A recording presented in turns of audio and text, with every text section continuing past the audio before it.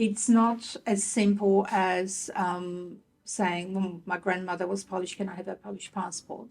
It doesn't quite work like that. Would you just tell us what, because it is a collaboration, there's no other way of putting it. And oftentimes people would come to us with no information at all. They don't even know how to spell their grandmother's name, right? So what would you say are the key elements for that collaboration to be successful? I think the most important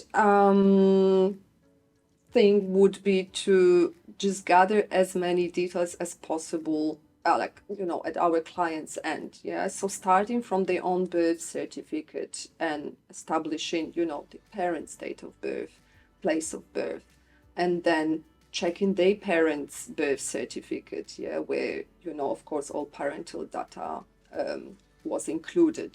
So that's a good start, where we know the exact date of birth, the exact place of birth, and the full name. We can then check some online resources, online archives, and just check further generations and find details on them. Because I think we can do all the heavy lifting, but the more you come to us with, the more successful this relationship can be. And I think that some people think, okay, can I just fill in a form online? My grandmother was Polish, can I have citizenship?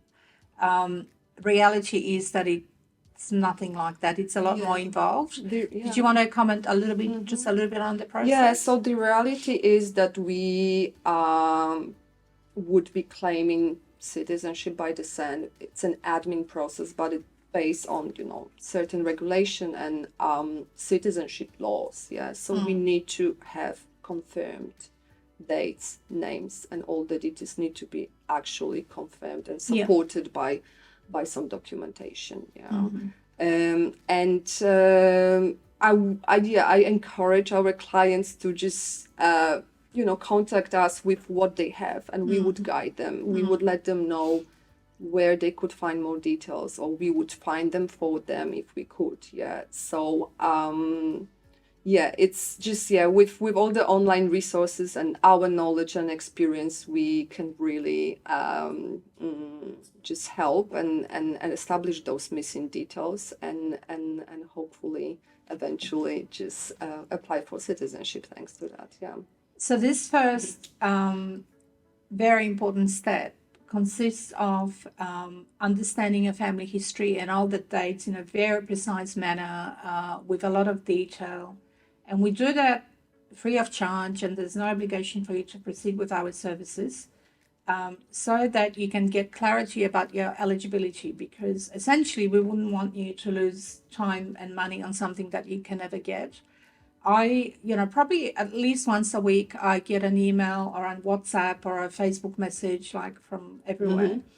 Even yesterday, I got it from someone who said, I got a refusal because my father was a doctor and he served in the Israeli military for 5 days. And I think that the decision was issued in 2010, so nearly 15 years ago. But we would never have taken on that case because we know that military service before 1951 results in loss of citizenship. So I think, working with us, you'd save yourself a big headache and a lot of money, a lot of effort and disappointment. Like this person, I think he'd be successful through the grant process. I'm still talking to him. But the thing is that we don't even get you to the point where you're disappointed. We only take cases on that are bound to be successful. Sometimes it's touch and go, as in, like the laws are not discretionary, but, it depends what evidence you provide to the Polish government. And we have a really good reputation, so they know that we wouldn't be trying to put cases through that aren't eligible. But I think that first step, as big a headache as that is very important, because you will get a picture of your eligibility. And if you want to work with us, that's great. If you don't, that's also okay.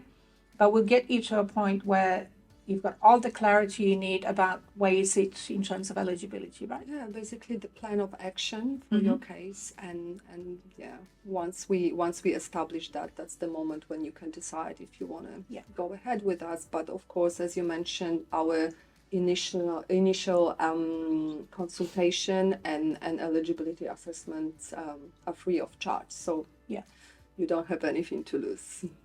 And of course, after we speak to Kasia, you can get a proposal from us. And if you decide to proceed, it mostly has got built-in guarantee for confirmation of citizenship at least. And then it gets handed over to a team of specialists, researchers, document specialists. We do things like apostilles and translations and form filling and further research and all of that. It's a big undertaking, particularly for those cases that are complex and perhaps other people say, oh, I don't want to touch it because they want to go for the easy cases. All right. And that's us for today. Thank you so much, Kasia, for speaking to us and being part of this session. What should people do if they want to pursue citizenship? They should contact me either through my email or through our booking system. Yeah, so you can book a phone consultation, like a 15-minute pre-phone consultation with me, or I could assess your case over, an email. But yeah, get in touch with us. That would be the first and the most important step in the process. Brilliant. Thank you very much.